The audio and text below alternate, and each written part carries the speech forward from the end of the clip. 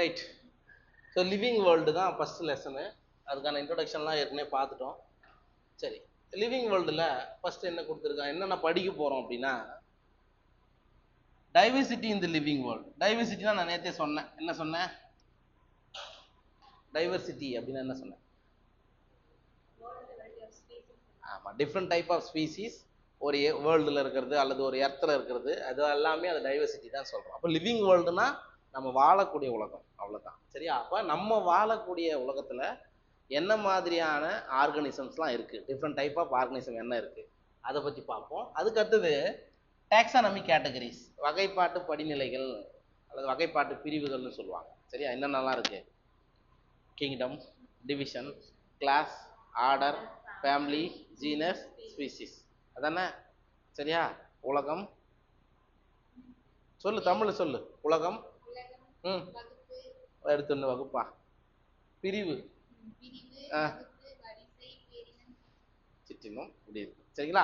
இது ரெண்டும் தான் இந்த டெலிட்டட் போர்ஷன். இது ரெண்டு டாபிக் மட்டும்தான். சரிங்களா? மற்றது இல்லை. ரைட், இதை பார்த்துக்கலாம். How wonderful is the living world. அதாவது நம்ம வாழக்கூடிய இந்த உலகம் எவ்வளவு அதிசயம் மிக்கது அல்லது ஆச்சரியம் மிக்கது. ஏன் அப்படி சொல்றாங்க அப்படின்னா, the wide range of living types is amazing. வெவ்வேறு வகையிலான உயிரினங்கள் இந்த உலகத்துல வாழ்றது வந்து அமேசிங்கா இருக்கு. சரியா? அதிசயத்தக்க அளவில் இருக்குதுன்றாங்க. The extraordinary habitats in which we find living organisms, be it cold mountains, deciduous forests, oceans, freshwater lakes, desert or hot spring, leave us speechless. அதாவது என்ன சொல்றாங்க அப்படின்னா, நம்ம இந்த உலகத்துல பார்க்குறோம் என்னென்னலாம் நம்ம இந்த உலகத்துல இருக்கு அப்படின்னா, கோல்டு மவுண்டைன்ஸ், பனி பாறைகள். அப்படியே இப்போ நீங்கள் இமயமலையெல்லாம் போனீங்கன்னா எப்படி இருக்கும், பனிக்கட்டி ரொம்ப அதிகமாக இருக்கும், அது இருக்கு. அதே மாதிரி டெசிடஸ் ஃபாரஸ்ட் அப்படின்னா, டெசிடஸ் ஃபாரஸ்ட்னா என்ன, இலையுதிர் காடுகள், இதெல்லாம் பார்த்துருக்கீங்க இல்லையா? அந்த சீசனில் பர்டிகுலரில் காடில் பார்த்தீங்கன்னா எல்லா இடத்துலையுமே லீஃப்லாம் ஃபால் ஆகிடும். அடுத்த சீசன் வரும்போது அது ஆட்டோமேட்டிக்காக என்ன ஆகும், க்ரோத் ஆகும். சரிங்களா? அது அதே மாதிரி கடல் நமக்கு தெரிஞ்சிருக்கு, பிரச்சனை இல்லை. ஃப்ரெஷ் வாட்டர் லேக்ஸ், ஏரிங்க, ஏரி தான் நம்ம பெரிய பெரிய ஏரிகள்லாம் இருக்கு இல்லையா, அது. அதே மாதிரி டெசர்ட், பாலைவனங்கள் இருக்கு. அதுக்கப்புறம் ஹாட் ஸ்ப்ரிங் அப்படின்னா வெப்ப நீர் ஊற்றுகள். வாட்டரு, நீங்கள் ஹாட் வாட்டர் தான் வெளியே வரும். ஹாட் ஸ்ப்ரிங்னா சொல்லுங்க பார்க்கலாம், அங்கே என்ன வாழும்? Thermo acidophile, thermo acidophiles, archaebacteria வாழும். என்ன என்சைம், அதுல இருந்து ஒரு ஒரு ஒரு என்சைம் எடுப்பாங்க, பயோடெக்னாலஜி யூஸ் ஆகும். தெர்மால இருக்கு, thermo Taq polymerase, Taq Thermus aquaticus அப்படின்னு சொல்லுவோம் இல்லையா? அதனால தான் நீங்கள் பிசிஆரில் அதை பயன்படுத்தும் போது அதிகப்படியான டெம்பரேச்சர்ல கூட அது ஸ்டெபிலிட்டியாக இருக்குதுன்னா அந்த என்சைம் தான் காரணம். ஏன்னா மோஸ்ட்லி உங்களுக்கு 35 to 40 டிகிரி செல்சியஸ்க்கு மேலே போச்சுன்னா என்சைம் என்ன ஆகும், டீக்ரேட் ஆகிடும், செயல். ஆனால் இந்த பாக்டீரியாவிலேருந்து எடுக்கக்கூடிய என்சைம் நல்லா ஸ்டெபிலிட்டியாக இருக்கும். சரியா? அது நம்ம பின்னாடி பார்ப்போம். ஹாட் ஸ்ப்ரிங்னா அதான் அர்த்தம். ஒரு ஏரியாவில் ஹாட்டாக தண்ணி கொதிக்க கொதிக்க தண்ணி வெளியேறும். சரிங்களா?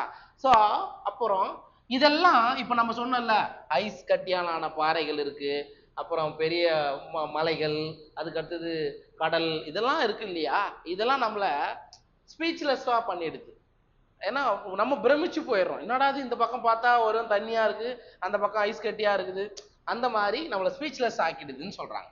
The beauty of a galloping horse, of the migrating birds, the valley of flowers, or the attacking shark evokes awe and a deep sense of wonder. Sir வேற என்ன சார் பிரமிப்பு ஊட்டுது நமக்கு அப்படின்னு பார்த்தீங்கன்னா, கலோஃபிங் ஹார்ஸ், குதிரை நல்லா வேகமா ஓடும் போது அது எப்படி ஓடுமோ அதை கொஞ்சம் இமேஜின் பண்ணி பார்த்துக்கோ. அதே மாதிரி மைக்ரேட்டிங் பேர்ட்ஸ், வலசை போதல்னு சொல்லுவாங்க. சரியா? ஒரு பர்டிகுலர் சீசனுக்கு அது என்ன ஆகும், வரும். ஏதாவது ஒன்று சொல்லும், என்சிஆர்டி பாயிண்ட்ல இந்த சைபீரியன் வந்து வரும். சரிங்களா? அந்த மாதிரி. ஓகேவா? அதெல்லாம் நமக்கு என்ன ஆகுதுன்னா புதுசா ஒரு ஒரு ஆச்சரியத்தை ஊட்டுகிறதுன்னு சொல்றாங்க. அதே மாதிரி வேலி ஆஃப் ஃப்ளவர்ஸ், ஃப்ளவர்ஸ்னா அந்த பூ பள்ளத்தாக்குன்னு சொல்லுவாங்க. ஒரு பெரிய நீ எட்டி சுற்றி பார்க்குற வரைக்கும் வெறும் ஃப்ளவர்ஸாக தான் இருக்கும். சங்கர் படம்லாம் அப்படித்தான் இருக்கும், வெறும் எட்டி தூரத்துக்கும் வெறும் ரோஜா மாதிரி இருக்கும். புரியுதுங்களா? அது ஃபார் எக்ஸாம்பிள் ஒண்ணும் இல்ல, குறிஞ்சி. குறிஞ்சின்றது மலை சார்ந்த இடம் தான். குறிஞ்சி ஃப்ளவர் இருக்குல்ல, என்ன பைனாமியல் நேம்? அதெல்லாம் என்சிஆர்டி இருந்து எடுத்துட்டாங்களே, ஏன் கேக்குற தானே? ஏற்கனவே இருந்தது, ரீப்ரொடக்ஷன் இன் ஆர்கனைசேஷன் ஒரு லெசன்ல இருந்தது, ஸ்ட்ரோபைலாந்தஸ் குந்தியானா. ஒரு வாட்டி நீட்ல கேட்டிருக்காங்க. நான் எதுக்கு சொல்றேன்னா, ஃப்ளவர்ஸ் ஆஃப் வேலி அப்படின்னா நீங்க இந்த பர்டிகுலர் சீசன்ல நீலகிரி இருக்கு இல்லையா, நீலகிரி பக்கம் போனீங்கன்னா, இப்ப லாஸ்டா எப்ப பூத்துச்சு? 2000 எந்த இயர் கட்ட 2024 நினைக்கிறேன், அப்புறமா செக் பண்ணி பார்த்துக்கலாம். சரிங்களா? அப்ப நீங்க போய் பார்த்தீங்கன்னா ஃபுல் அண்ட் ஃபுல் உங்களுக்கு என்ன ஆகும்? ப்ளூ கலரா தான் தெரியும். சரியா? ரைட். அது அதே மாதிரி அட்டாக்கிங் ஷார்க், அது அப்ப தெரியும். நம்ம டிஸ்கவரி சேனல்லாம் பார்க்கும்போது ஷார்க் வந்து அட்டாக் பண்ணும், ஏதாவது ஒரு பெரிய மீனையோ அல்லது என்னது கடல்ல போற சின்ன போட்டையோ அது அட்டாக் பண்ணுது இல்ல. ஸோ இதெல்லாம் டீப் சென்ஸ் ஆஃப் ஒண்டர். இதெல்லாம் வந்து ஒரு அதிசயத்துல ஒரு விஷயங்கள். இப்ப எல்லாமே சைலண்டாவும் இருந்துறது கிடையாது, எல்லாமே நமக்கு இந்த மாதிரிலாம் இருக்குன்னு சொல்றாங்க. The ecological conflict and cooperation among members of a population and among population of a community or even the molecular traffic inside a cell make us deeply reflect on what indeed is life. அதாவது ecological conflict and cooperation among members of population. நமக்கு தெரியும் பாப்புலேஷன்னா யாரு? Living organisation தான் சொல்றது. For example human நம்ம ஒரு population. சரிங்களா? அதே மாதிரி நீங்க மான் எடுத்துக்கிட்டீங்கன்னா அது ஒரு பாப்புலேஷன். சரிங்களா? அப்ப அந்த ஒரு பாப்புலேஷனுக்கு இடையே கோஆபரேஷன் என்ன? ஆமா, இப்ப நமக்குள்ள சண்டைகள் இருக்கும், ஒவ்வொருத்தருக்குள்ள சண்டைகள் இருக்கும், இருந்தாலும் கோஆபரேட் பண்ணிக்கிட்டு இருக்கிறோம் அந்த மாதிரி. And among population of a community, அப்போ ஒரு பாப்புலேஷனுக்கும் இன்னொரு பாப்புலேஷனுக்கும், ஃபார் எக்ஸாம்பிள் இப்போ பிளான்ட்லாம் ஒரு பாப்புலேஷன் வச்சுக்கிட்டா, அனிமல்லாம் ஒரு பாப்புலேஷன். இது ரெண்டும் இப்போ பாப்புலேஷன்லாம் சேர்ந்தா நீங்க என்னன்னு படிப்பீங்கன்னா கம்யூனிட்டின்னு படிப்பீங்க அடுத்த லெவல். சரிங்களா? So population of a community or even the molecular traffic inside a cell. சரி, இதே மாதிரி ஒரு செல் எடுத்துக்கிட்டீங்கன்னு வச்சுக்கோ, இதான் ஒரு செல்லுன்னா உள்ள என்ன இருக்குன்னா, உள்ள செல்லுக்குள்ள மாலிகுலர் லெவல்ல டிராஃபிக் இருக்குன்னு சொல்றாங்க. அப்படின்னா என்ன? நீங்க யூஸ்வலா இதெல்லாம் படிச்சிருப்பீங்க, உள்ள சைட்டோபிளாஸ்ம் இந்த மாதிரியான ஒரு ஸ்ட்ரக்சர் இருக்கும், நெட் லைக் ஸ்ட்ரக்சர். என்னது? பிளஜர்லாம் வெளியில வரணும். நான் சொல்ற சைட்டோபிளாஸ்டுக்குள்ள இந்த மாதிரி ஒரு வலை மாதிரியான அமைப்பு இருக்கும். செல் சட்டகம் கேள்விப்பட்டுக்கிறியா? கேள்விப்பட்டது இல்ல? ஸ்கெல்டல் இது சொல்லுவாங்கம்மா. அது எப்படி இருக்குன்னா அப்படியே வலை மாதிரி இருக்கும். அதுக்குள்ள இது எதுக்காக யூஸ் ஆகும் அப்படின்னா, உள்ள இருக்கக்கூடிய ஒரு ஆர்கனல் ஒரு இடத்துல இருந்து இன்னொரு இடத்துக்குலாம் போகாத மாதிரி இருக்கும். பிம்பிரியெல்லாம் வெளியப்பா உள்ள. அது எக்ஸாக்ட் வேர்டு என்ன சொல்லுவோம்? செல் என்வலப்ல வரும், செல் பயாலஜி படிக்கும்போது பார்க்கலாம். சரிங்களா?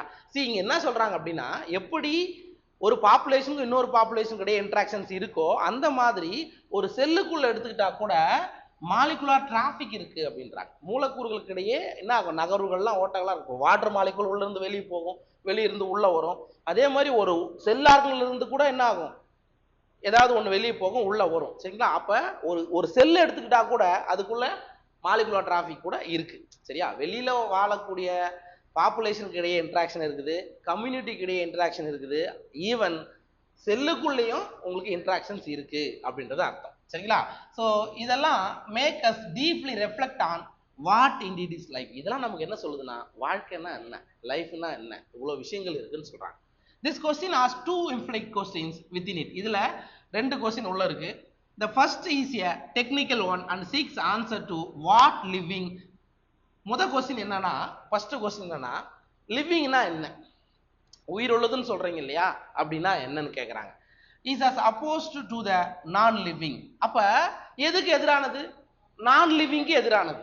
இப்ப நம்ம சொல்லியிருப்போம், ஒரு ராக் இருக்கு, அது நான் லிவிங். சரியா? அப்ப லிவிங்னா அனிமல்ஸ் லிவிங். சரிங்களா? அப்ப லிவிங்னா என்னன்னா ஆப்போசிட். எதுக்கு ஆப்போசிட்? நான் லிவிங்க்கு ஆப்போசிட் எல்லாமே லிவிங்னு சொல்றாங்க. உயிரற்றதுக்கு எதிராக இருக்கிறது எல்லாமே உயிர் உள்ளது அப்படின்னு சொல்றாங்க. And the second is a philosophical one and seeks answer to what the purpose of life. ரெண்டாவது கொஸ்டின் வந்து இந்த மாதிரி கிடையாது, லிவிங்கா நான் லிவிங்கா நம்ம கொஸ்டின் கேட்கல. ரெண்டாவது கொஸ்டின் என்ன கேட்குறாங்க, ஒரு பிலாசபிக்கா ஒரு கொஸ்டின் கேட்குறாங்க. என்ன கேட்குறாங்கன்னா, பர்பஸ் ஆஃப் லைஃப் என்ன. சரியா, ஒரு உயிரினும் வாழுதுன்னு சொல்றீங்க இல்லையா, அதோட பர்பஸ் என்ன, என்ன பர்பஸா இருக்கும்? உணவுக்காக வாழுது. உணவுக்காக வாழ்ந்து ஃபுட்டு நல்லா கிடைச்சிதுன்னா ரீப்ரொடக்ஷன் செய்யும். ரீப்ரொடக்ஷன் செஞ்சா அதோட புரோஜனியை உருவாக்கும், அதோட சந்ததியை உருவாக்கும். இதுதான் பர்பஸ் ஆஃப் லைஃப். வேற என்ன பர்பஸ் இருக்குது? இப்போ நம்ம ஏன் படிக்கிறோம், நீங்க ஏன் படிக்கிறீங்க? டாக்டர் ஆகணும், புரியுதாப்பா? டாக்டர் ஆகணும், அடுத்த ஜென்ரேஷனுக்கு நம்ம ஒரு பெரிய இதுவா இருக்கணும். அதை தான் இங்க சொல்றோம். சரியா, ஃபர்ஸ்ட் கொஸ்டின் ஜஸ்ட் லிவிங்னா என்ன, நான் லிவிங்னா என்ன. ரெண்டாவது பர்பஸ் ஆஃப் லைஃப் என்னன்னு கேட்கும்போது இதான் லைஃபா இருக்கும். Okay, as scientists we shall not attempt answering the second question. என்ன பர்பஸ் ஆஃப் லைஃப்னு சொல்றோம்ல, ஒரு சயின்டிஸ்ட், நம்ம ஒரு சயின்டிஸ்டா நம்ம இருந்தோம்னா இதுக்கான ஆன்சர் பண்றது ரொம்ப கஷ்டம். என்னடா வாழ்க்கை, ஒரு சில சமயத்தெல்லாம் அப்படி யோசிப்போம். Okay, we will try to reflect on what is living. நம்ம இப்போ என்ன பார்க்க போறோம் அப்படின்னா, இந்த ரெண்டாவது கொஸ்டினை விட்டுருங்க, பர்பஸ் ஆஃப் லைஃப்ன்றதை விட்டுருங்க, லிவிங்னா என்ன அதை பத்தி டீட்டெயிலா பார்க்க போறோம். சரியா, இது வரைக்கும் ஒரு பேரா பார்த்துருக்கோம். இதுல ஏதாவது டவுட்டு என்னம்மா தெரியுதா உனக்கு? நான் மறைச்சிடுறேன்னா அதெல்லாம் ஒன்றும் பிரச்சனை இல்லையா? சரி, இப்போ ஃபர்ஸ்ட் டாபிக்கு நம்ம இதுல இருக்கிறது டைவர்சிட்டி இந்த லிவிங் வேர்ல்டு. சரிங்களா, இந்த லிவிங் வேர்ல்டில் இருக்கக்கூடிய டைவர்சிட்டி, நம்ம பேர்ட்ஸ் இருக்கு, அதுக்கப்புறம் மாடு ஆடு எல்லாத்துமே டைவர்சிட்டியில் தான் வந்துடும். அதுக்கப்புறம் நம்ம கண்ணுக்கு தெரியாத மைக்ரோ ஆர்கனிசம், வைரஸ், பாக்டீரியா, சரியா, ஃபங்கையோட ஸ்போர்கள்லாம் நம்ம கண்ணுக்கு தெரியாது. ஸோ அதுவும் டைவர்சிட்டியில் வரக்கூடியது தான். சரிங்களா, if you look around you will see a large variety of living organism. நீங்க உங்களை சுத்தி பார்க்கும்போது, வெளியில போயிட்டு சுத்தி பார்த்தீங்கன்னா எண்ணற்ற வகையிலான உயிரினங்களை பார்க்கலாம். சரியா, ஆடு மாடு, மரத்துல வரக்கூடிய கொடி வகை, சின்ன ஷர்பா இருக்கலாம், ஹெர்பா இருக்கலாம், இந்த மாதிரி வெவ்வேறு வகையிலான லிவிங் ஆர்கனிசத்தை உங்களை சுத்தி நீங்க பாக்குறீங்க அப்படின்றாங்க. பீட் பாட்டட் பிளான்ஸ் என்னென்னலாம் பார்ப்பீங்க அப்படின்னா, ஒரு தொட்டியில வளர்க்கக்கூடிய பிளான்ஸை பார்க்கலாம், இன்செக்ட் பார்க்கலாம், சரியா, பூச்சிகளை பார்க்கலாம், பேர்ட்ஸ் பறவைகளை பார்க்கலாம், அண்டு நீங்க வளர்க்கக்கூடிய செல்ல பிராணிகள் நாயோ பூனையோ அதை நீங்க பார்க்கலாம். Or other animals and plants. இது இல்லாம வேற சில அனிமல்ஸ், சரியா, நாய் பூனை வளர்க்குறீங்க, வேற ஏதாவது அனிமல்ஸ் இப்படி போலையா, மாடு போகுது, ஆடு இருக்குது, சரிங்களா, அதே மாதிரி பிளான்ஸ் இதெல்லாம் தான் நீங்க பாக்குறீங்க.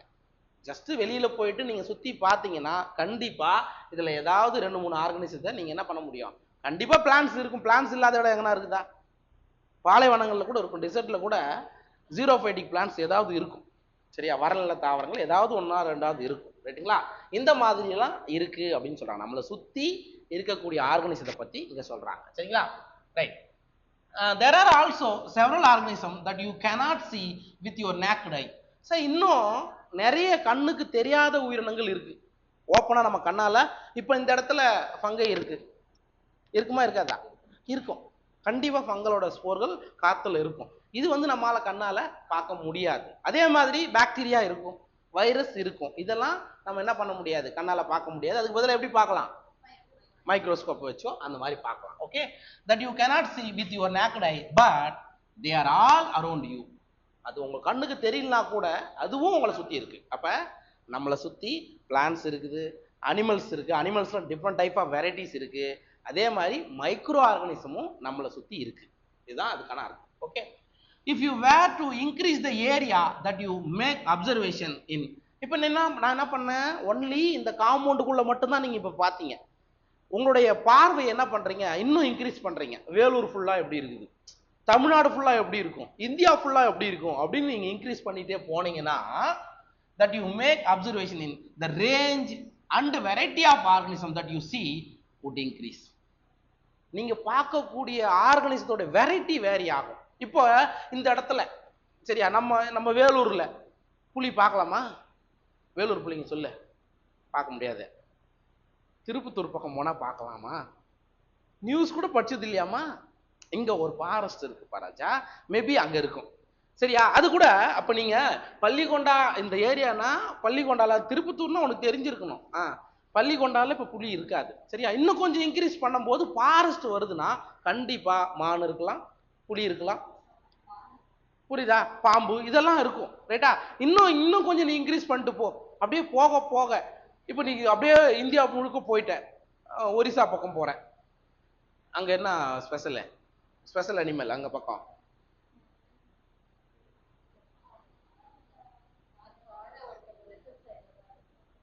இந்த அது பேர் என்னது, ஐயோ பேர் வர மாட்டேன், காசிரங்கா ஒரு கேள்விப்பட்டிருக்கீங்களா? காசிரங்கா ஜுவாலஜிக்கல் பார்க், காசிரங்கா, காண்டாமிருகம் இதெல்லாம் இங்க நம்ம இப்ப தமிழ்நாட்டுல காண்டாமிருகம் இருக்குதா? இருக்கும், எங்க இருக்கும்? ஜுவாலஜிக்கல் பார்க்ல இருக்கும், வர சென்னை ஜுவாலஜிக்கல் பார்க்ல இருக்கும். சரியா, இப்ப என்ன சொல்றாங்க, நீங்க இங்க பார்க்கக்கூடிய உயிரினங்களோட எண்ணிக்கை நீங்க இன்னும் உங்களோட பார்வையை இன்க்ரீஸ் பண்ணிக்கினே போனீங்கன்னா டிஃப்ரெண்ட் டைப் ஆஃப் ஆர்கனைசேஷன் நீங்க பார்க்கலாம். சரியா, அதுதான் அதுக்கான அர்த்தம். சரிங்களா, ரைட். அதாவது ஏரியா இன்க்ரீஸ் ஆக ஆக வெரைட்டி ஆஃப் ஆர்கனிசமும் இன்க்ரீஸ் ஆகுது அப்படின்றத சொல்றாங்க. சரிங்களா, obviously if you were to visit a dense forest, நீங்க என்ன பண்றீங்க, ஒரு அடர்த்தியான காட்டுக்கு ட்ரெக்கிங் போறீங்க, மலை ஏறுறதுக்கு எதுக்கோ ஒன்று போறீங்க, you would probably see a much greater number and kinds of living organisms. இப்போ நீங்க காட்டுக்கு போனீங்கன்னா புதுசா பார்க்கலாம். லைக்கன் பார்க்கலாமா? லைக்கன் டென்ஸ் ஃபாரஸ்ட்ல பார்க்க முடியுமா முடியாதா? இதான் என் கேள்வி. லைக்கன்கள் அப்படின்னு என்னன்னு கேக்குறியா? அப்புறம் என்ன, லைக்கன்கள் அடர்த்தியான காடுகள்ல உங்களால பார்க்க முடியுமா முடியாதா? இதான் என் கொஸ்டின். பார்க்க முடியாது.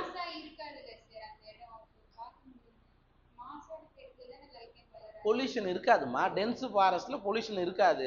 பொல்யூஷன் இல்லைன்னா யார் வளருவா? வளரும். அப்ப இதை போய் நீ இங்க போய் பார்க்க முடியுமா? லைக் என்ன பார்க்க முடியாது. சரிங்களா, அப்ப நீங்க ஒரு டென்ஸ் அடர்த்தியான காட்டுக்கு போகும்போது நீங்க இங்க பார்க்காத விஷயங்கள் கூட போய் பார்க்கலாம். சரியா, டிஃப்ரெண்ட் டைப் ஆஃப் பட்டர்ஃப்ளைஸ் பார்க்கலாம். சரிங்களா, இன்செக்ட் டிஃப்ரெண்டா இருக்கும், அதெல்லாம் நீங்க எல்லாமே பார்க்க முடியும்னு சொல்றாங்க. சரிங்களா, each different kind of plant, animal or organism that you see represents a species. நீங்க எதெல்லாம் வெவ்வேறு வெரைட்டியா பாக்குறீங்க, ஐயோ இது புதுசா இருக்கு இன்செக்ட், இது வரைக்கும் நம்ம பார்த்ததே இல்லை, அது ஒரு ஸ்பீசிஸ். சரியா, இது என்ன அனிமல் புதுசா இருக்கு, அது ஒரு ஸ்பீசிஸ். சரியா, திடீர்னு நீங்க நாய் பாக்குறீங்க, அது ஒரு ஸ்பீசிஸ், நம்ம ஒரு ஸ்பீசிஸ். அப்ப நீங்க பார்க்கக்கூடிய ஒவ்வொரு ஆர்கானிசமும், அது மைக்ரோ ஆர்கானிசமா இருந்துட்டு போட்டோம், இல்ல மேக்ரோ ஆர்கானிசமா இருந்துட்டு போட்டோம், எல்லாமே எதை தான் குறிக்கும்? ஒரு ஸ்பீசிஸ், நம்ம ஒரு ஸ்பீசிஸ். அது ஞாபகம் வச்சுக்கோ. அப்ப ஸ்பீசிஸ்னா தமிழ்ல சிற்றினம்னு சொல்றோம், வேற எதுவும் இல்லை. The number of species that are known and described range between 1.7 to 1.8 million. இது ரொம்ப முக்கியம்.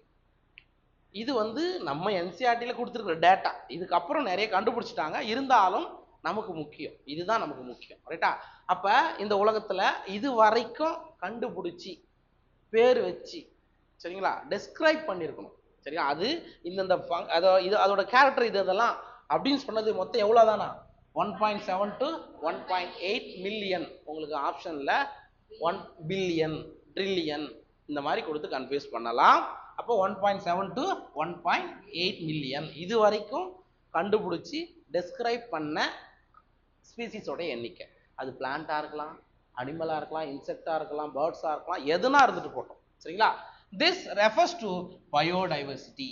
அப்ப எல்லா ஆர்கனிசம் தான் அவங்க சொல்றாங்க இது வரைக்கும் இருக்கிறது, இதை தான் அவங்க என்ன சொல்றாங்கன்னா பயோடைவர்சிட்டி. சரிங்களா, R the number and types of organism present on earth. அப்போ 1.7 to 1.8 மில்லியன் அப்படின்றது இந்த உலகத்தில் இருக்கக்கூடிய பயோடைவர்சிட்டின்னு சொல்லலாம். அல்லது வேற எப்படி சொல்லலாம், இந்த உலகத்தில் இருக்கக்கூடிய ஆர்கனிசத்தோடைய நம்பர் எண்ணிக்கை எவ்வளவு இருக்குன்னு சொல்லலாம். Okay, we should remember here that as we explore new areas and even old ones, new organisms are continuously being identified. அதாவது இந்த இடத்துல நீங்க ஒன்று கவனிக்கணும், மறக்க கூடாது. என்னன்னா, இன்னமும் மனிதர்களே பார்க்காத இடங்கள் இந்த உலகத்தில் இருக்கு. சரியா, அதே மாதிரி இன்னும் கண்டுபிடிக்க முடியாத ஆர்கனிசம் இந்த உலகத்துல இருக்கு. சரியா, அப்ப இன்னும் கண்டுபிடிச்சிட்டு டெய்லி என்ன பண்ணிட்டு இருக்காங்க, ஒரு ரிசர்ச் போயிட்டு தான் இருக்கு. அப்ப புதுசா நீங்க ஒரு ஆர்கனிசத்தை கண்டுபிடிக்கும் போது அந்த ஸ்பீசிஸோட எண்ணிக்கை இன்க்ரீஸ் ஆகுமா குறையுமா? இன்க்ரீஸ் ஆகும். சரியா, அப்ப நமக்கு தெரிஞ்சது ஒரு டேட்டா தான் அவ்வளோ, ஆனா இன்னும் கண்டுபிடிக்க வேண்டியது நிறைய இருக்கு இந்த உலகத்துல அப்படின்றாங்க. சரிங்களா? அது வந்து கண்டினியூஸா நடந்துகிட்டே இருக்கு. புது புது ஆர்கனைசேஷன் என்ன பண்ணிருக்காங்க, கண்டுபிடிச்சிக்கிட்டே இருக்காங்க டே டு டே லைஃப்ல. Okay, I started earlier. There are millions of plants and animals in the world. நம்ம ஏற்கனவே பார்த்திருக்கோம், இந்த உலகத்துல மில்லியன் கணக்கான தாவரங்களும் விலங்குகளும் இந்த உலகத்துல உண்டு.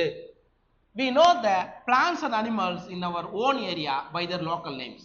இப்ப உங்க ஏரியாவில் இருக்கக்கூடிய பிளான்ட்டுக்கும் அனிமலுக்கும் உங்களுடைய லோக்கல் நேம்ல நீங்க பேர் வச்சுக்கீங்க. சரியா? தக்காளி செடி, நமக்கு மட்டும்தான் தக்காளி செடினா என்னன்னு தெரியும். சரியா? இதுவே நீங்க கர்நாடகாவோ இல்ல ஆந்திரா கூட தக்காளி தான் சொல்லுவாங்கன்னு நினைக்கிறேன். இல்லைன்னா அப்படி பக்கம் போயிட்டு ஒடிசா பக்கம் போயிட்டு தக்காளின்னு சொன்னா தெரியுமா? அவங்களுக்கு தெரியாது. சரிங்களா? இங்க நீ மாடுன்னு கூப்பிடுற, அங்க போனா கோமாதான்னு சொல்லுவாங்க. புரியுதா? பசுமாட்டை அங்க கோமாதான்னு சொல்லுவாங்க. இந்த மாதிரி நம்ம ஏரியாவில் நம்ம என்ன பண்றோம், ஒரு குறிப்பிட்ட பேர் வச்சு ஒவ்வொரு ஆர்கனைசேஷத்தை நம்ம கூப்பிடுறோம். அந்த பேரை நம்ம என்னன்னு சொல்றோம்னா லோக்கல் நேம், உள்ளூர் பெயர். அது பேர் என்ன சொல்லுவாங்க? Local name. Okay, these local names would vary from place to place. அதான் நம்ம சொன்னோம், இந்த உள்ளூர் பெயர்கள் லோக்கல் நேம் வந்து ஒரு இடத்துக்கு இடம் வேறுபடும். இந்தியாவுக்கும் பாகிஸ்தானுக்கும் நடுவில் என்ன இருக்கு, கேப் இருந்தா கூட இங்க வைக்கிற பேர் அதே பேர் அங்க வச்சு சொல்லுவாங்களா? இருக்காது. சரிங்களா? Even with in a country, ஒரு நாட்டுக்குள்ளே கூட டிஃப்ரெண்ட் ஸ்டேட்டுக்குள்ளே அந்த பேர் வந்து வேரி ஆகலாம்.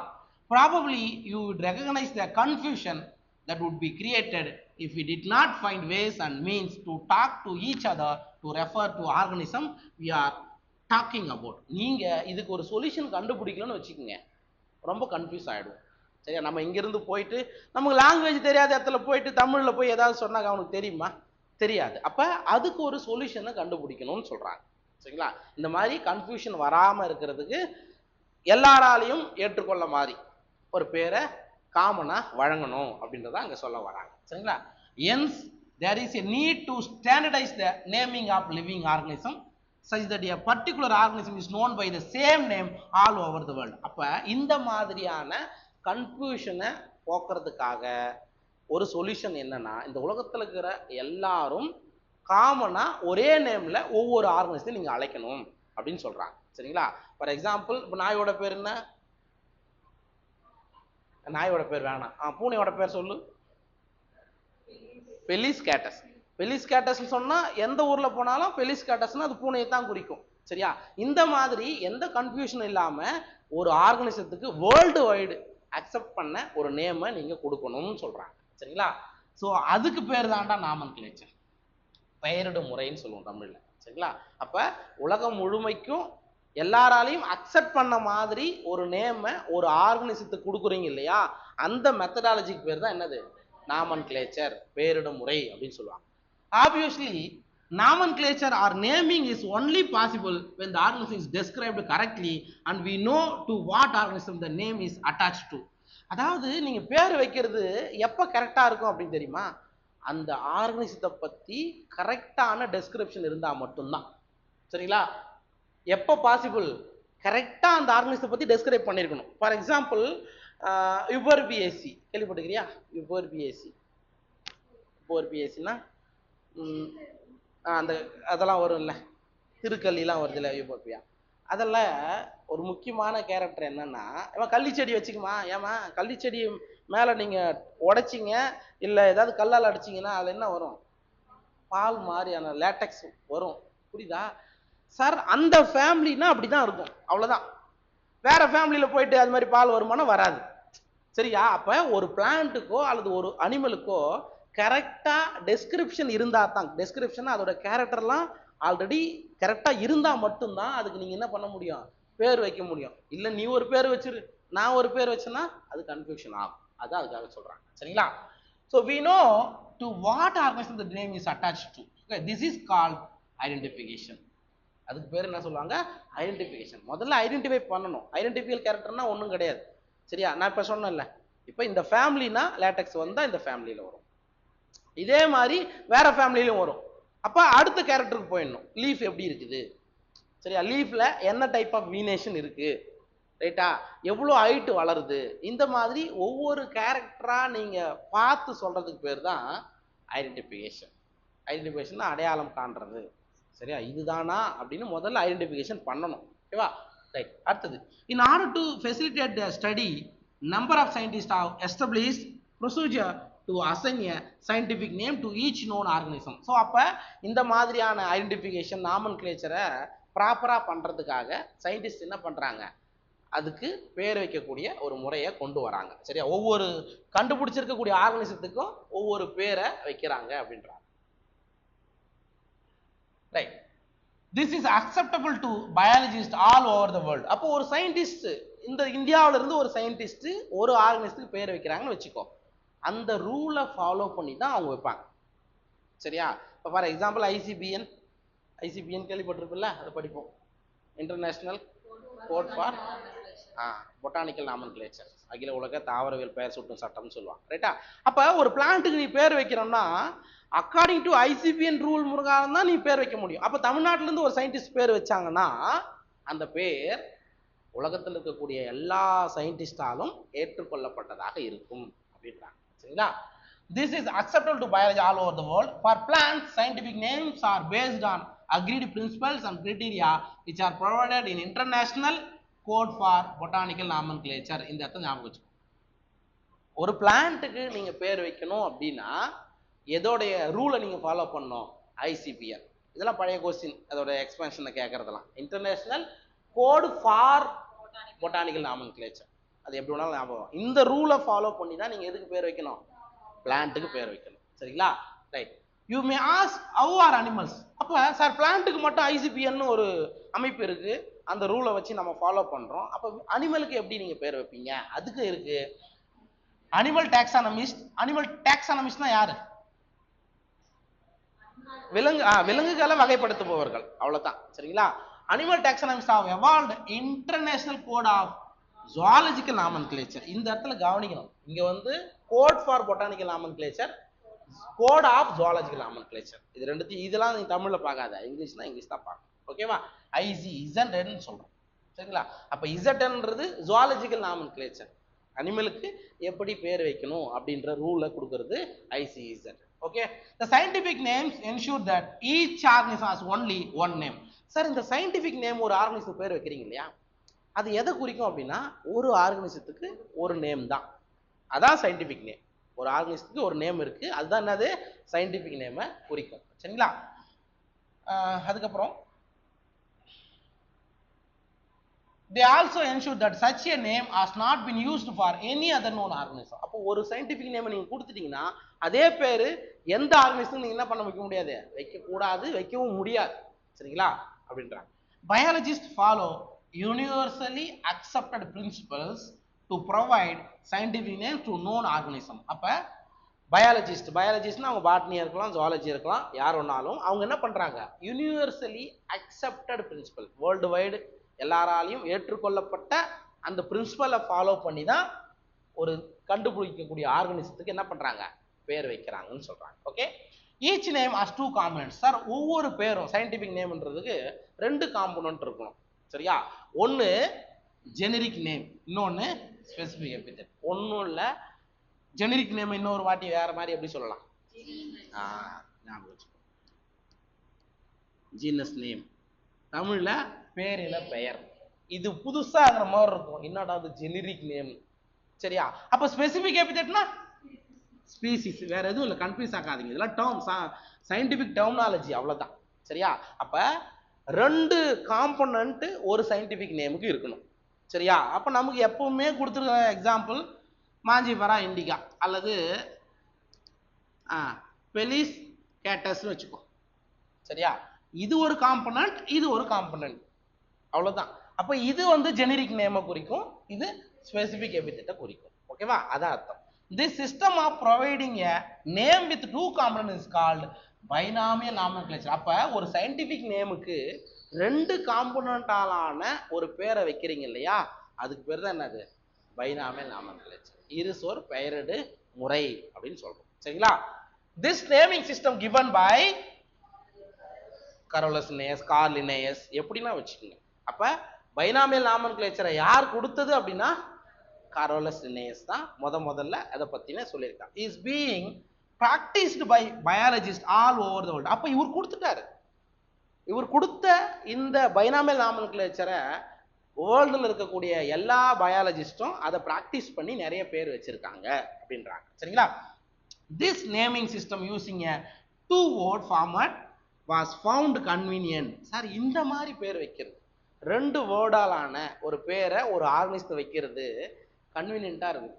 இதுக்கப்புறம் 3 பேர்லாம் வச்சிருந்தாங்க. சரியா? அதெல்லாம் ரொம்ப கொஞ்சம் லென்த்தியா இருக்கும். அதுக்கப்புறம் சயின்டிஸ்டோடைய பேரை பின்னாடி போடும்போது அது ரொம்ப லென்த்தியா தோணும். ஆனா பைனாமியல் நாமன்கிளேச்சர்ல 2 வேர்டுன்றதால ஈஸியா என்ன பண்ண முடியும், நமக்கு கன்வீனியன்ட்டா இருந்ததுன்னு சொல்றாங்க. Let us take the example of mango to understand the way of providing scientific names better. சரியா? நமக்கு ஒரு எக்ஸாம்பிளுக்காக நமக்கு இங்க என்ன கொடுத்துருக்காங்க, மேங்கோவுடைய பைனாமியல் நாமன்கிளேச்சர் கொடுத்துருக்காங்க நமக்குடைய அண்டர்ஸ்டாண்டிங்காக. பார்க்கலாமா? The scientific name of mango written as Mangifera indica. சரியா? Mangifera indica. M மட்டும்தான் கேபிட்டல் லெட்டர்ல இருக்கும், மற்றது எல்லாமே ஸ்மால் லெட்டர்ல தான் இருக்கும். இது ஜீனஸ் ஆர் ஜெனரிக் நேம், இண்டிகான்றது ஸ்பீசிஸ் ஆர் ஸ்பெசிபிக் எபித்தல், சிட்டின பெயர். Okay, let us see how it is a binomial name. எப்படி இந்த Mangifera indicaன்றது பைனாமியல் நேமா இருக்கு அப்படின்றத நம்ம பார்க்கலாம். In this name Mangifera represent genus. இதுல Mangiferaன்றது எதை குறிக்குது? ஜீனஸை குறிக்குது. சரியா? இண்டிகா என்றது எதை குறிக்குது? ஸ்பீசிஸை குறிக்குது. சரிங்களா? ஆர் ஸ்பெசிபிக் எபித்தல், ஸ்பீசிஸுக்கு இன்னொரு பேர் தான் என்னது? தமிழ்ல ஒரே வார்த்தை தான், சிட்டில மட்டும்தான் இருக்கும், ஞாபகம் வச்சுக்கோ. அதர் யூனிவர்சல் ரூல்ஸ், வேற என்ன சார் ரூல் இருக்கு? அப்ப மேங்கோவுக்கான பைனாமியல் நேம் Mangifera indica. சரிங்களா? ஒன்னு ஜீனஸை குறிக்குது, இன்னொன்னு ஸ்பீசிஸை குறிக்குது. வேற என்ன சார் யூனிவர்சல் ரூல் இருக்கு அப்படின்றத பார்க்கலாம். First, biological names are generally in Latin. Latin மொழியில இருக்கணும், வேற எதுவும் இருக்கக்கூடாது, லத்தீன் மொழியில இருக்கணும். And written in italics. இட்டாலிக்ஸ்னா சாட்சி எழுதணும். இப்படி எழுதுறத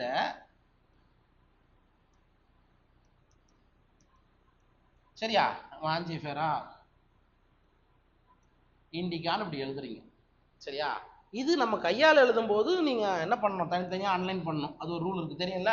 நம்ம பின்னாடி பார்ப்போம். நீங்க பிரிண்ட் பண்றீங்க அப்படின்னா நீங்க உங்க கொஸ்டின் பேப்பர்லாம் சரி, உங்க புக்லயும் பாத்தீங்கன்னாலும் சரியும், பைனாமியல்லே இங்க பாருங்க, இந்த இடத்துல எப்படி இருக்கு, இதெல்லாம் ஸ்ட்ரெயிட்டா இருக்கா, கொஞ்சம் சாஞ்ச மாதிரி இருக்கா? இப்ப இதையே நீங்க டைப் பண்ணோம்னா எப்படி இருக்கும் வரணும் அப்படின்னா,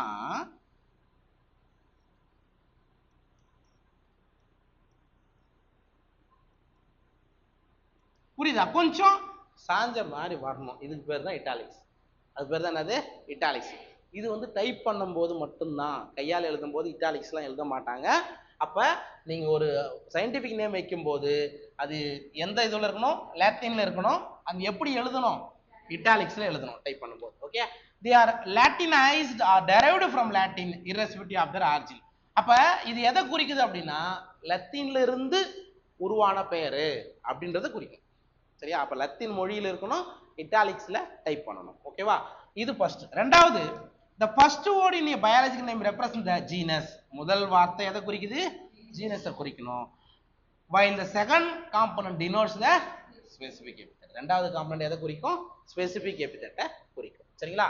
both the words in a biological name when unwritten are separately underlined. இது இடத்துல கவனிக்கணும். சரிங்களா? இப்போ இந்த 2 பேரையும் நீங்க கையால எழுதும் போது என்ன பண்ணணும்?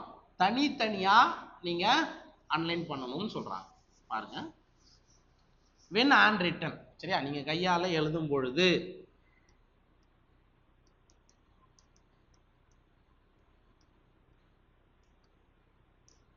என்ன பண்ணணும்? Mangiferaக்கு ஒரு கோட் போடணும், இண்டிகாவுக்கு ஒரு கோட் போடணும். ஒன்னாத்தையும் சேர்த்து கோடு போட்டுன்னா தப்பு. சரியா? ஒரு இப்போ ஜீனஸ்க்குனா ஜீனஸ்க்கு மட்டும்தான் அன்லைன் பண்ணி வைக்கணும். அதே மாதிரி ஸ்பீசிஸ்னா ஸ்பீசிஸ்க்கு மட்டும்தான் கொஞ்சம் கேப் விட்டு அன்லைன் பண்ணணும். அதான் அர்த்தம். Okay, or printed in italics. அதை பிரிண்ட் பண்ணும்போது கொஞ்சம் சாட்சி பிரிண்ட் பண்ணணும்.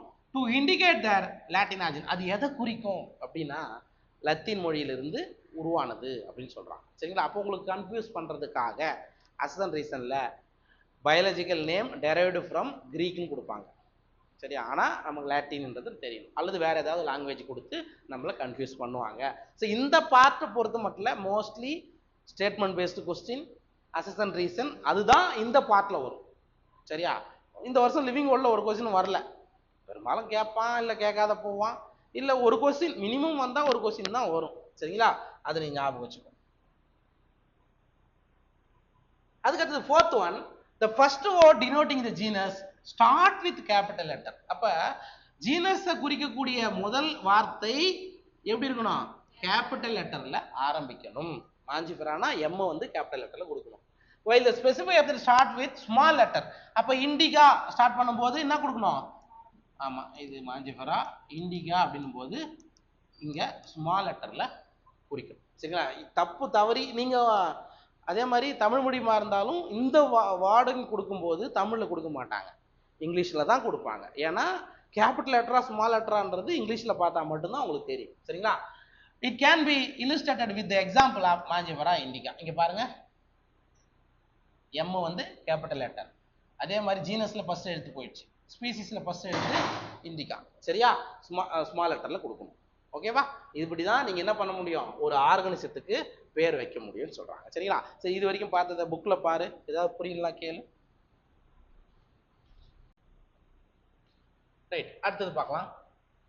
Name of the author appears after the specific epithet, that is at the end of the biological name and is written in an abbreviated form. For example, Mangifera indica lin. அதாவது என்ன சொல்றாங்க அப்படின்னா, அந்த பிளான்ட்டை first time describe பண்ணி அதுக்கு பேர் வச்சவர் யாரோ அவரோட பேரை நீங்க எப்படி எழுதணும்? அப்ரிவேட்டட் ஃபார்ம்ல எழுதணும். ஃபார் எக்ஸாம்பிள், கார்லஸ் லின்னேயஸ் தான் மாஞ்சிஃபெரா இண்டிகாவை ஃபர்ஸ்ட் பேர் வச்சு ஃபுல்லா டெஸ்கிரைப் பண்ணியிருக்காரு. அப்ப அவரோட பேரை லின்னேயஸ்னு ஃபுல்லா எழுதக்கூடாது. சரியா? ஃபர்ஸ்ட் லெட்டர் கேப்ஷன்ல போட்டு ஷார்ட்டா லின் லின் அவ்வளவுதான். For example, Bentham and Hooker கேள்விப்பட்டிருக்கியா? கேட்டிருப்பேன். அவரோட பேரை எழுதும்போது பி அண்ட் பெந்த் அப்படிதான் முடியும். பெந்தம் அண்ட் ஊக்கர் ஃபுல்லாலாம் நீங்க எழுதக்கூடாது. சரியா? அப்ப எந்த சயின்டிஸ்ட் ஒரு பிளான்ட்டுக்கு பேர் வைக்கிறாரோ அல்லது அனிமலுக்கு பேர் வைக்கிறாரோ அவரோட பேரை அப்ரிவேட்டட் ஃபார்ம்ல தான் எழுதணும், ஷார்ட்டா எழுதணும். அதுவும் அவரோட rule. Okay, it indicates that this species was first discovered by Linnaeus. அப்ப அவரோட பேர் ஏன் பின்னாடி போடுறோம் அப்படின்னா, இப்ப அப்பாவோட பேர் பின்னாடி சேர்த்து எழுதுறோம். ஏன் எழுதுறீங்க? அவரோட பிள்ளைன்றதுக்காக, இல்லது அந்த பரம்பரை வரணும், வெளியில வரணுன்றதுக்காக அது மாதிரி கொடுப்பாங்க. இந்த இடத்துல என்ன குறிக்குதுன்னா, ஏன் நான் தான் பேர் வச்சேன், என் பேர் நான் பின்னாடி போடுறேன் அப்படின்றது தான் அர்த்தம். சரிங்களா? It indicates that this species was first discovered by Linnaeus. அவர் தான் முதல்ல மாஞ்சிஃபெரா இண்டிகான்னு பேர் வச்சார். சரியா? மாஞ்சிஃபெரா ஓகே, மாங்கா மேஞ்சி அப்படியே வச்சுக்கோ. இண்டிகா அப்படின்னா ஸ்பீசிஸ். மரகத புறாவா? ஆஹா, மரகத புறாவுக்கு ஓ சால்கோபாபஸ் இண்டிகா. இண்டிகான்றது இண்டிகோ அப்படின்றத குறிக்கும். இந்தியா நம்மளோட கலர், அதுக்காக தான் இந்தியான்னு பேர் வச்சாங்க. சரியா? அப்ப இந்த இண்டிகான்னு வர்றது எல்லாமே மோஸ்ட்லி இந்தியாவில் கண்டுபிடிக்கப்பட்ட ஸ்பீசிஸா இருக்கும். சரியா? நீங்க சொல்றது மரகத புறாவும் இங்க வந்த ஒரு ஸ்பீசிஸ் தான். சரிங்களா? அதாவது பேர் வைக்கும் போதே ஒரு சிலர்லாம் என்ன பண்ணுவாங்க தெரியுமா, அவங்களோட பேரையே ஸ்பீசிஸா வைப்பாங்க. எனக்கு எங்க ஊர் பக்கத்துல ஒருத்தர் சென்னையில பிஹெச்டி பண்ணாரு. சரியா? பிஹெச்டி பண்ணும்போது அவர் என்ன பண்ணாரு, அவங்க ஊர் மலையில ஃபர்ஸ்ட் இது வரைக்கும் உலகத்திலேயே யாரும் அந்த பிளான்ட்டை பத்தி சொல்லலை. முதல்ல அது கிட்டத்தட்ட 3-4 வருஷம் ஆச்சு பேர் வைக்கிறதுக்கு. அவர் என்ன பண்ணார் அப்படின்னா, அவரும் அவங்களுடைய ஆத்தரும் சேர்ந்து இவங்களோட 2 பேரோட பேரையும், சரியா, என்ன பண்ணாங்க, 2த்தையும் சேர்த்து வச்சாங்க ஸ்பீசிஸ்ல. அது பேர் நான் கேட்டு சொல்றேன். சரியா? நல்ல பேர், அந்த அந்த ஊரோட லொகேஷன் குறிக்கிற மாதிரி ஷார்ட்டா நீங்க ஏதாவது ஒரு பிளான் நேம் ஏதாவது பேரால முடிகிற மாதிரி இருந்ததுன்னா அவர் அந்த ஸ்பீசிஸ்க்கு பேர் அவரோட பேரே வச்சிருப்பாங்க. அது நம்மளோட ரூல் தான், நம்ம தான் பேர் வைக்கிறோம். ரைட்டா? ஆனா லாத்தின்ல அதுக்கான இது இருக்கணும், ஆரிஜின் இருக்கணும், இப்படி வச்சு வைப்பாங்க. சரிங்களா? அப்ப நீங்க யாரு கண்டுபிடிச்சாங்களோ அவங்களோட பேரை பின்னாடி என்ன பண்ணுவாங்க, வைப்பாங்க. சரிங்களா? அதுக்கப்புறம் நம்ம கிறிஸ்டியன் காலேஜ் இருக்கு, எங்க சென்னையில இருக்கு, சென்னை கிறிஸ்டியன் காலேஜ் கேள்விப்பட்டிருக்கியா? மூன்ஸ்ல தாம்பரத்தில் ஒன்று இருக்கேம்மா, அதுல நரசிம்மன் ஒருத்தர் இருக்கார். சரியா? அவங்களோட புக்கெல்லாம் பார்த்தீங்கன்னா ஸ்டேட் போர்டு புக்கு வச்சுருந்தீங்கன்னா அவரோட பேர் இருக்கும். சரியா? அவர் வந்து நம்பர் 1 டாக்ஸானமிஸ்ட். இந்த மாதிரி ஏதாவது புதுசாக கண்டுபிடிக்கிறதுல அவரோட நரசிம்மம்னே முடியும் பேர். எதுக்கு சொல்கிறேன்னா அவரோட பேரை பின்னாடி வச்சுருப்பார். சரியா? அப்படி இங்கே இருக்காங்க, நம்ம ஊர்லேயும் இருக்காங்கம்மா புதுசு புதுசாக கண்டுபிடிச்சவங்க. அதனால் சயின்டிஸ்ட் நம்ம ஊர்லேயும் இருக்காங்க. அப்போ லின்னேஸ் ஷார்ட்டாக லின்னு நம்ம ஏன் போட்டோம்னா அந்த பிளான்ட்டை அவர் தான் ஃபஸ்ட்டு சொல்லியிருக்காரு, அதனால் போட்டோம். ஓகேவா? ரைட். அடுத்தது, since it is nearly impossible study all the living organism. Correct தானே? இந்த உலகத்தில் இருக்கக்கூடிய எல்லா லிவிங் ஆர்கனிசத்தையும் கண்டுபிடிச்சி பேர் வைக்கிறதுன்றது சாதாரண விஷயமா? முடியாது. இப்போ ஃபார் எக்ஸாம்பிள் இருக்கிறதுல இப்போ குணா குகை படம் வந்தது. அதுக்குள்ள உள்ள போறதே கஷ்டம். அதுக்குள்ளேயும் ஆர்கனிசம் இருக்குமா இருக்காதா? கண்டிப்பா இருக்கும். இப்ப வவ்வால்லாம் உள்ள இருக்கும். அண்ட் லைட் பெனிட்ரேட் ஆகுதுன்னா, லைட் எந்த அளவுக்கு ரீச் ஆகுதோ அந்த அளவுக்கு பிளான்ட் கண்டிப்பா வளரும். சரியா? அப்ப அங்கெல்லாம் போயிட்டு நீ பேர் வைக்கிறதுன்றது சாதாரண விஷயமா? கிடையாது. சரியா? அதே மாதிரி எப்பவுமே ஐஸ் கட்டியாவே இருக்கும். அந்த சுச்சுவேஷனுக்கு ஏற்ற மாதிரியான பிளான்ஸ் அங்கே வாழும். சரியா? அந்த இடத்துல நம்ம போயிட்டு பேர் வைக்கணும். புரியுதுங்களா? அந்த மாதிரி. ஓகே, அது மாதிரின்றது ஒரு இம்பாசிபிள். எல்லா ஆர்கனிசத்துக்கும் கண்டுபிடிச்சி பேர் வைக்கிறதுன்றது முடியாத விஷயம் அப்படின்றாங்க. சரிங்களா? It is necessary to devise some means to make this possible. அப்போ வேற மாதிரி நீ எப்படி சார் பண்ணலாம் அப்படின்னா கொஞ்சம் கொஞ்சமா டிவைட் பண்ணிக்கலாம். சரியா? ஸோ இந்த மாதிரியான கேரக்டர்லாம் வருது, இது இன்செக்ட். சரியா? For example 3 pairs of legs இருக்கு, 3 ஜோடி கால் இருக்கு, அதெல்லாம் டிப்டீரா இப்படி கொண்டு வரலாமா? சரியா? அந்த மாதிரி அவங்க என்ன சொல்றாங்க, இந்த மாதிரி இது வந்து குட்டி போட்டு பால் கொடுக்குது மெம்மேலியா. ஸோ இந்த மாதிரி ஒன்னா நம்ம பிரிச்சு பிரிச்சு வச்சுக்கலாமே தவிர எல்லா ஆர்கனிசத்துக்கும் பேர் வைக்கிறதுன்றது முடியாத விஷயம்னு சொல்றாங்க. Okay, this process is called classification, வகைப்படுத்துதல் அப்படின்னு சொல்லுவாங்க. சரியா?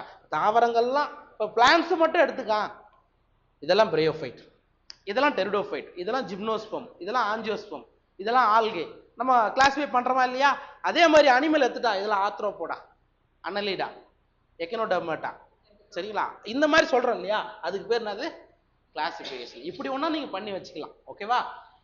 Classification is the process by which anything is grouped into convenient category. எந்த ஆர்கனிசத்தை ஒன்னாத்தையும் கன்வீனியன்ட்டா அந்த சயின்டிஸ்ட் என்ன பண்ணுவார், கன்வீனியன்ட்டுக்காக எத்தாந்து வச்சுக்குவார். ஃபார் எக்ஸாம்பிள் நீங்க 5 கிங்டம் கிளாசிஃபிகேஷன் படிச்சிருப்பீங்க, என்ன படிக்க போறேன். ஆர்ஹெச் விட்டேகர் ஃபங்கை எங்க எத்தாந்து வச்சார்? ஃபங்கை எத்தனாவது கிங்டம்? பூஞ்சை எத்தனாவது உலகம்? அப்ப நம்ம ஜென்ரலா ஃபங்கைய பிளான்ட்ல தான் படிப்பாங்க. ஆர்ஹெச் விட்டேகர் அவரோட கன்வீனியன்ட்டுக்காக தான் ஃபங்கை எடுத்துன்னு போய் 3வது கிங்டமா வச்சிருக்காரு. அவரோட கன்வீனியன்ட்டுக்காக தான் லைக்கனை பத்தி சொல்லல, வைரஸை பத்தி சொல்லல. அது வந்து அந்தந்த சயின்டிஸ்டோடைய கன்வீனியன்ட்டுக்காக வச்சிருப்பாங்க. சரிங்களா? இப்ப மொனிரா புரோட்டிஸ்டா அப்படின்னு வந்தது. இதுக்கப்புறம் 5 கிங்டம் கிளாசிஃபிகேஷன் அப்புறம் வேற என்ன கிளாசிஃபிகேஷன் வந்து 6 கிங்டம். அங்க என்ன பிரிச்சாங்க? அப்ப மொனிராவை தனித்தனியா பிரிச்சாங்கல்ல, அப்ப கார்ல் ஓஸுடைய கன்வீனியன்ட்டுக்காக அவர் பிரிச்சார். அதான் அர்த்தம். அப்ப கிளாசிஃபிகேஷன் என்ன தெரியுமா? அதுதான் நம்மளுடைய கன்வீனியன்ட்டுக்காக.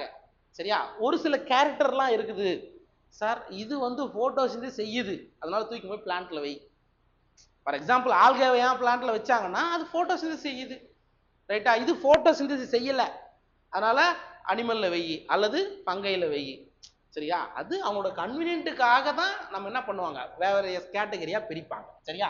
For example we easily recognize groups such as plants or animals or dogs, cats or insect. இப்போ நம்ம வேற என்ன பார்க்குறோம்? இப்போ சாதாரணமா பார்க்குறோம், அது பிளான்ட், ஜஸ்ட் சொல்றோம் அது பிளான்ட், நம்ம அனிமல். கரெக்ட் தானே? இது அது மாதிரி பிரிச்சுக்கிறோம். அதே மாதிரி இதெல்லாம் நாய், இதெல்லாம் பூனை, அதெல்லாம் என்னது, இதெல்லாம் இன்செக்ட். இதெல்லாம் நம்ம கேட்டகரியா பிரிச்சு வச்சிருக்கோம். அவ்வளவுதான். சரியா? இது ஒரு கேட்டகரி. ஓகேவா? இதெல்லாம் பால் கொடுக்குது, இதெல்லாம் மெம்மேலியா பாலூட்டிகள் அப்படின்னு தனித்தனியா நம்ம பிரிச்சுக்கிறோம்னு சொல்றாங்க. The moment we use any of these terms, we associate certain characters with the organism in that group. அப்ப நீங்க ஏதாவது ஒரு டேர்ம்ஸ் யூஸ் பண்றீங்க அப்படின்னா அந்த கேட்டகரியில இந்த கேரக்டர் இருக்குன்னு அர்த்தம். அதை நான் இப்ப சிம்பிளா சொன்னது போலதான். லேட்டெக்ஸ் வருதுன்னா மேபி யுபோர்பியேசி, சரியா, இல்ல ஆஸ்டேசி, அந்த மாதிரி ஒரு கன்வீனியன்ட்டா ஓ இதெல்லாம் இதுல வரும் அப்படின்னு நீங்க பிரிச்சுக்கலாம்னு சொல்றாங்க. சரிங்களா? What image to you see when you think a talk? சரியா? இப்போ நாய் அப்படின்னு நினைக்கிறீங்க. யார் வீட்டில் நாய் வளர்க்குறீங்க? இப்போ நாயின்னு நினச்சாவே உங்க வீட்டு நாய் உங்க கண்ணுக்கு வரும். நம்முடைய மனது இதுல வருமா வராதா? சரி, இந்த மாதிரி ஒரு நாய் இப்படி இருக்கு, நம்ம வீட்டு நாய் இப்படி தான் இருக்கும் அப்படின்னு. பூனைன்னு சொன்னா பூனை எப்படி இருக்குன்னு தான் வரும். பூனைன்னு சொல்லும் போது பெரிய யானை வந்து நம்ம கண்ணுக்கு வருமா? வராது. சரியா?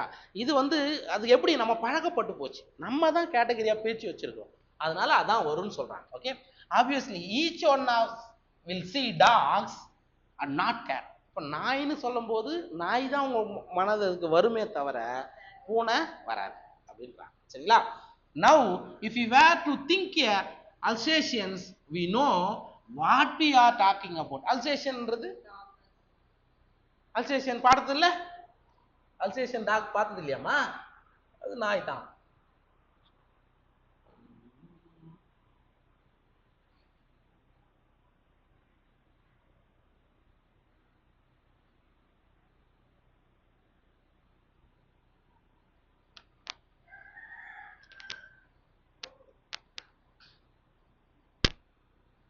நாய் பார்த்தது இல்லை.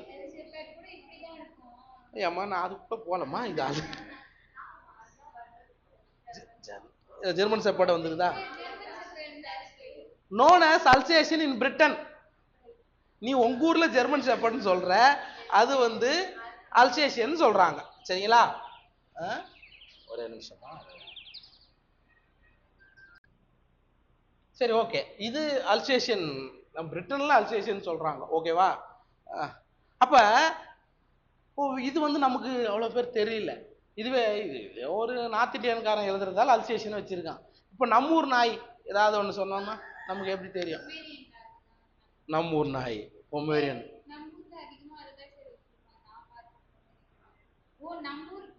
நம்ம ஊர் நாட்டு நாய் எனக்கு சொல்லுமா? இப்ப அது என்ன சிப்பிப்பாறை நிறைய இருக்கேம்மா, ராஜபலத்து நாய், இதெல்லாம் நம்ம நாட்டு இனம், தமிழ்நாட்டோட இனம். இது போய் நார்த் இந்தியாவுக்கு தெரியாது இல்ல, அதனால எல்லாருக்கும் தெரியணுன்றதுக்காக என்ன பண்ணிருக்காங்க, இந்த மாதிரி கொடுத்துருக்காங்க, வேற ஒண்ணும் இல்லை. சரி, அப்ப இப்ப நம்ம இதுக்கு வருவோம். எங்க வரேன்? Now if we were to think Alsatian, we know what we are talking about. Alsatian பத்தி நான் சொல்றேன்னா நம்ம எதை பத்தி பேசுறோம், நாயை பத்தி பேசுறோம்னு நம்ம தெரிஞ்சுக்கணும். சரிங்களா? Similarly, suppose we were to say mammals, நான் இதே மாதிரி mammals பாலூட்டிகள்னு சொல்றேன் அப்படின்னா நம்ம மனசு ஆட்டோமேட்டிக்கா என்ன போகும், குட்டி போட்டு பால் கொடுக்கறதுலாம் நம்ம பாலூட்டின்னு சொல்றோம். ஓகேவா? You would of course think of animals with external ears and body hair. அதே மாதிரி விலங்குகள் நீங்க சொன்னீங்கன்னாவே எக்ஸ்டர்னல் ஏர், வெளிப்பகுதியில காதுகள் இருக்கும், அண்ட் உடம்புல முடி இருக்கும். இதெல்லாம் அனிமலோடைய கேரக்டர் நீங்க ஓரளவுக்கு தெரிஞ்சுக்கலாம்னு சொன்னாங்க. Likewise in plants if you try to talk of wheat, இதே மாதிரி பிளான்ட்ல வீட்டுன்னு சொல்றோம், கோதுமை. பாரு, சிபிஎஸ்சி போர்டில் இருக்கிறவங்க நார்த் இந்தியா, அதனால அவனுக்கு தெரிஞ்சது அவங்க ஏரியாவில் கோதுமை தான். அதனால வீட்டுன்னு சொன்னா நம்ம எங்க சார் நீங்க கோதுமை செடி பார்த்துக்கிறீங்க? கோதுமைன்னு சொன்னா ஞாபகம் வரும், ரேஷன் கடையில் வாங்குற கோதுமை தான் நமக்கு ஞாபகம் வரும்.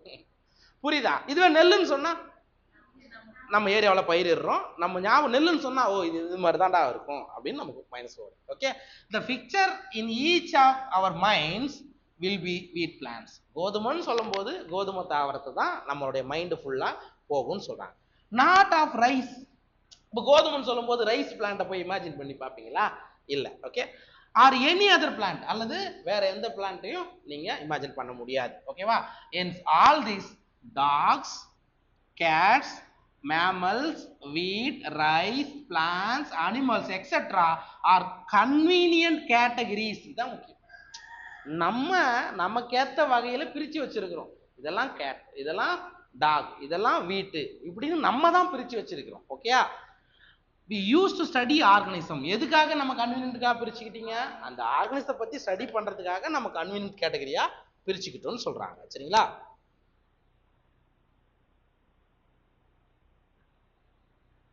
Next, the scientific term for this categories is called taxa. இது ரொம்ப முக்கியம். இப்போ நீங்க வந்து உங்களோட கன்வீனியன்ட்டுக்காக கேட்டகரியா பிரிச்சிங்க இல்ல, அதை நீங்க எப்படி சொல்லலாம்னா அது ஒரு டாக்ஸா. ஃபார் எக்ஸாம்பிள், டாக்லாம் ஒரு டாக்ஸா, கேட்லாம் ஒரு டாக்ஸா, வீட்டு ஒரு டாக்ஸா, ரைஸ் ஒரு டாக்ஸா, அனிமல்ஸும் ஒரு டேக்ஸா, பிளான்ஸும் ஒரு டேக்ஸா. நீங்க உங்களோட கன்வீனியன்ட் கேட்டகரிக்காக பிரிச்சிங்க இல்லையா, அது எல்லாத்தையும் நீங்க என்னன்னு சொல்லலாம், டேக்ஸா. டேக்ஸான்றது ரொம்ப ரொம்ப முக்கியம், சரிங்களா? அது ஞாபகம் வச்சுக்கோங்க. டேக்ஸா அது வந்து டெர்மினாலஜி. டேக்ஸான்றது கேட்டகரியை குறிக்கும். கேட்டகரி தான் டேக்ஸா அப்படின்றது ஞாபகம் வச்சுக்கோங்க. Here you must recognize that taxa can indicate categories at very different levels. Plants also form taxa. சரியா? வெவ்வேறு லெவல்ல டாக்ஸாவை நீங்க குறிக்கலாம். பிளான்ஸ் ஒரு டாக்ஸா. வீட் இஸ் ஆல்சோ a taxa. நீங்க ஞாபகம் வச்சுக்கணும் சார், வீட்டு பிளான்ஸுக்குள்ள தானே வருது. இப்போ ஜென்ரலா சொல்லும்போது பிளான்ஸ் அனிமல்ஸ் நம்ம சொன்னோம்னா பிளான்ஸ் ஒரு டாக்ஸா, அனிமல்ஸ் ஒரு டாக்ஸா. வீட் ஒரு டாக்ஸான்னு சொல்லும்போது அனிமல்ஸ்ல நீ டாக் ஒரு டாக்ஸான்னு சொல்லலாம். சரியா? ரைட், அதான் அங்க சொல்றாங்க. Similarly, animals like mammals, dogs are all taxa, but you know that dog is a mammal and mammals are animals. அப்போ உங்களுக்கு தெரியணும். இப்போ ஃபார் எக்ஸாம்பிள், இப்போ நான் என்ன சொல்லிட்டேன், வீட் ஒரு டாக்ஸான்னு சொல்லிட்டேன், ரைஸ் ஒரு டாக்ஸான்னு சொல்லிட்டேன், பிளான்ட்டையும் ஒரு டாக்ஸான்னு சொல்லிட்டேன். அப்போ நீங்க என்ன நினைக்கணுமா, வீட்ன்றது ஒரு பிளான்ட், ரைஸ்ன்றது ஒரு பிளான்ட், இது எல்லாமே பிளான்ட்ஸ் கீழே தான் வருது நீங்க நினைச்சுக்கணும்ன்றாங்க. அதே மாதிரி இப்போ மேமல்ஸ்ன்னு சொல்லும் போது டாக் ஒரு அனிமல், சரியா? அந்த டாக் வந்து குட்டி போட்டு தான் பால் கொடுக்கும், அது மேமல்ஸ் கீழே வருது. மேமல்ஸ் எதுல வருது? அனிமல்ஸ் கீழே வருது. புரியுதுங்களா? நீங்க தான் அதை நினைச்சுக்கணும்னு சொல்றாங்க, வேற ஒன்றும் இல்லை. Dog is mammal and mammals are animals. Therefore, animals, mammals and dogs represents taxa at different levels. சரியா? இது ஒரு டிஃப்ரெண்ட் டாக்ஸா. அனிமல், மேமல்ஸ்ன்றது ஒரு டிஃப்ரெண்ட் டாக்ஸா, டாக்ஸ்ன்றது அதாவது டாக்ஸாவில் டிஃப்ரெண்ட் லெவல். டிஃப்ரெண்ட் டாக்ஸான்னு சொல்றதுக்கு பதிலாக ஒரு டாக்ஸா கீழே டிஃப்ரெண்ட் லெவல். இது ஃபர்ஸ்ட் லெவல், இது second level. For example, dog ஒரு லெவல், இது ரெண்டாவது லெவல். இது எதுல வருது? மேமல்ஸ்ல வருது. மூணாவது லெவல் மேமல்ஸ்ல எதுல வருது? அனிமல்ஸ்ல வருது. சரிங்களா? அப்ப இந்த மாதிரி சொல்றது டாக்ஸா அட் டிஃப்ரெண்ட் லெவல். சரியா? ஒரு டாக்ஸாவில் வெவ்வேறு நிலைகளை குறிப்பது தான் அப்படின்னு சொல்றாங்க. இது புரியுதா?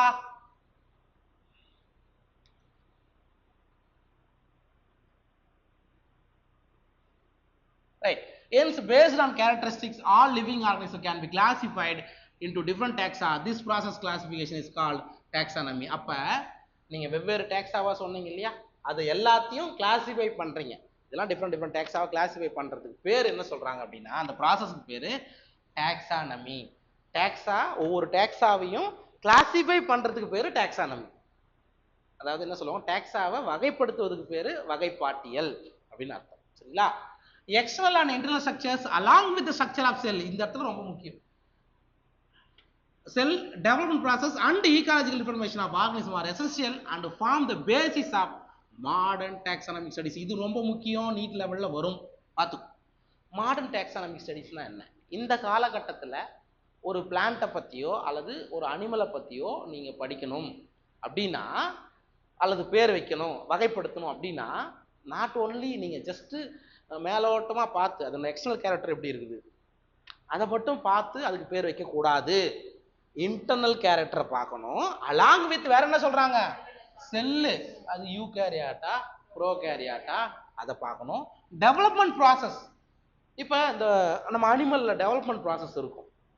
எம்ப்ரியோ லெவல்ல இருந்து டெவலப்மெண்ட் ஆகும்போது எல்லாமே எம்ப்ரியோ லெவல்ல ஒரே மாதிரியாக தான் இருக்கும். அடுத்தடுத்து போகும்போது தான் டெவலப்மெண்டல் ஸ்டேஜஸ் மாறும். அந்த ஜோனல் ஸ்டேஜ் இந்த மாதிரிலாம் சொல்றோம் இல்லைங்களா, அதை நீங்க பார்க்கணும். அதுக்கப்புறம் ஈகாலஜிக்கல் இன்ஃபர்மேஷன் ஆஃப் ஆர்கானிசம்.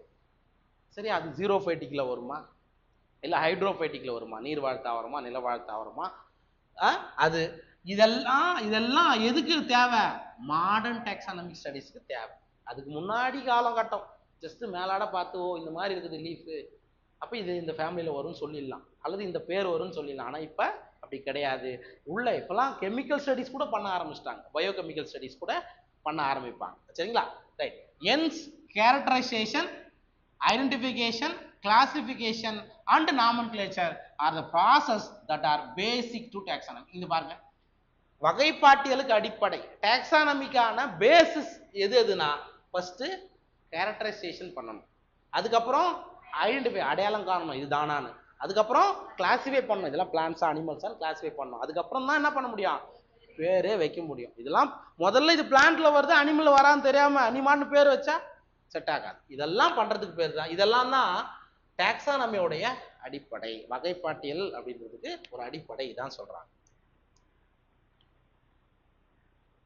அதுக்கு அடுத்தது taxonomy is not something new. Taxonomy அப்படின்றது ஒரு புதிய விஷயம் கிடையாது, இது ரொம்ப காலத்துல இருந்தே இருக்கு. Human beings have always been interested in knowing more and more about the various kinds of organism, particularly with reference to their own use. அதாவது டாக்ஸானமிஸ்னா ஜஸ்ட் இப்படி கேட்டகரைஸ் பண்றதுன்றது மனுஷனுக்கு புதுசு கிடையாது.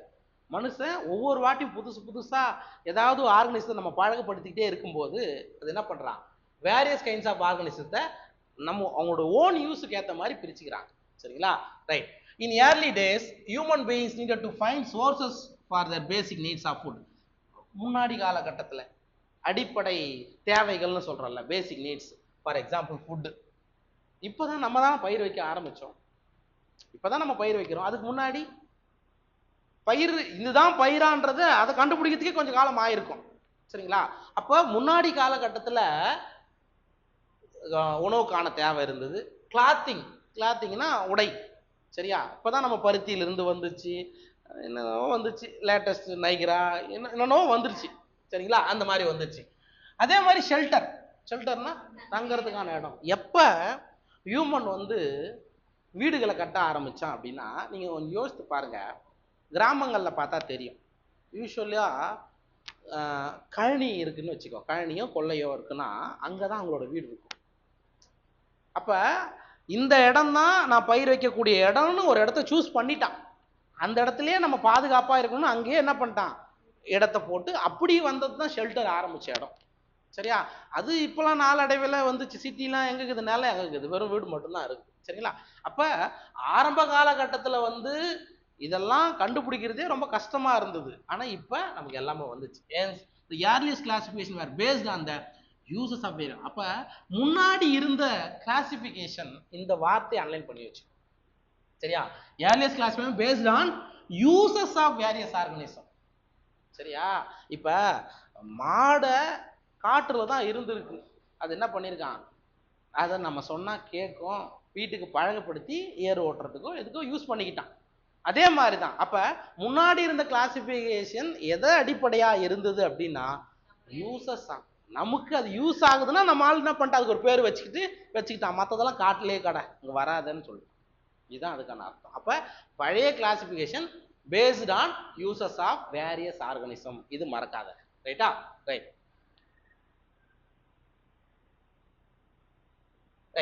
Human beings were since long not only interested in knowing more about different kinds of organisms and the diversity, but also the relationship among them. அதாவது human beings only அந்த ஆர்கனிசத்தை பற்றி மட்டும் தெரிஞ்சுக்கிறதோட இல்லை, அந்த ஆர்கனிசத்துக்கும் இன்னொரு ஆர்கனிசத்துக்கும் என்ன ரிலேஷன்ஷிப் இருக்கு, சரியா, அதையும் அவனுக்கான ஆர்வங்கள் அதிகரிச்சதுன்னு சொல்றாங்க. Okay, among them this branch of study was referred to as systematics.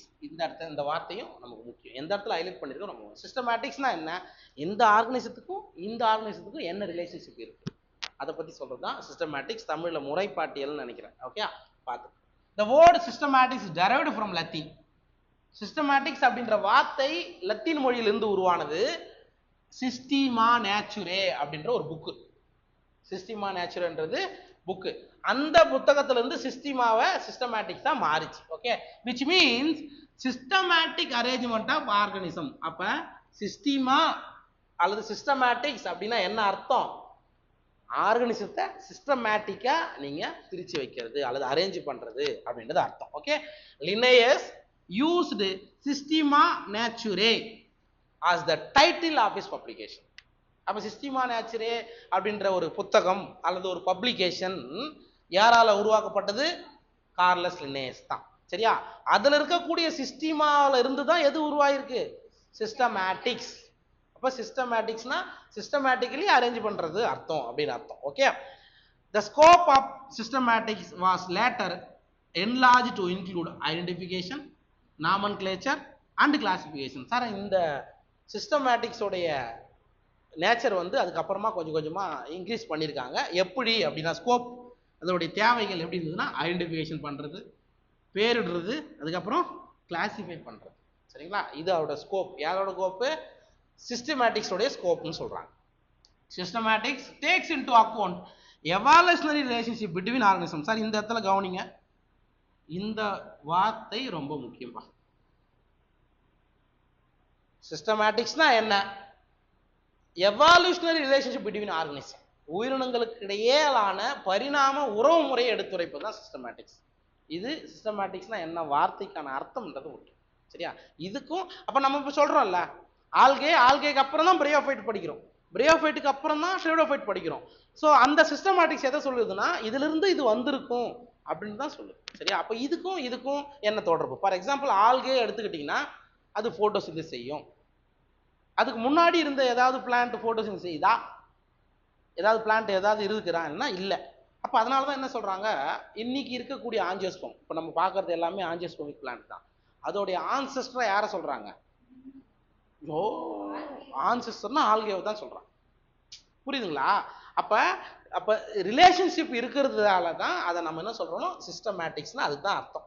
சிஸ்டமேட்டிக்ஸ்னா evolutionary relationship between organism. இது நீங்க பார்த்து ஓகேவா? இதுதான் diversity in the living world. Okay, taxonomy கேட்டகரிஸை நம்ம நெக்ஸ்ட் இதுல நம்ம கண்டினியூ பண்ணலாம். இது வரைக்கும் பண்ணதை பாரு.